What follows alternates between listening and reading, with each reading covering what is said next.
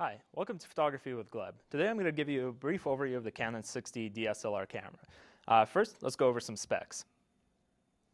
So, on this camera you have a 20.2 megapixel sensor, 11 autofocus points, a 5 FPS burst rate, and built-in Wi-Fi and GPS. Alright, first, before we get started, we need to attach our lens. It's pretty simple. You just line up the two red dots there and twist counterclockwise until it clicks in place, and then you're good to go. All right, next I will show you some of the buttons on the back panel. So right here on the back panel, you have your secondary command dial, and you also got your directional pad and a set button, so you can navigate some menus, and the dial can be used to change some settings. On the top here, you have a switch for switching between camera and stills, video and stills mode, and the button in the center will start and stop recordings. You got your autofocus button, your autofocus lock, your exposure lock, and then you have your metering right here as well. The Q button lets you quickly access the settings that are currently on the screen, so you can quickly make adjustments. The magnifying glass lets you zoom into a picture so you can better see the details of it.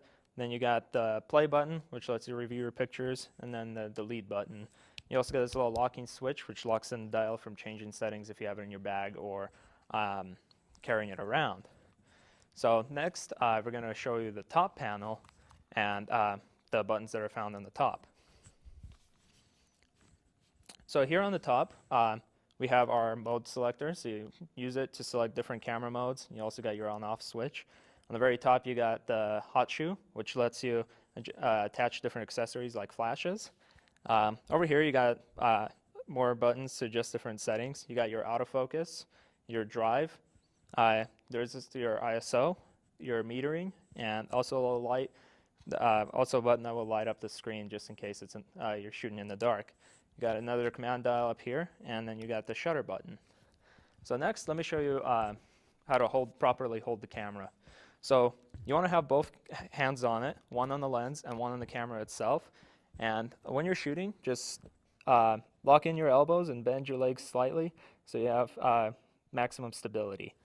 Also, as an extra tip, make sure you always use your camera strap to keep your camera from falling, and make sure you put on your lens cap so you can avoid getting dust and scratches on the top of the lens.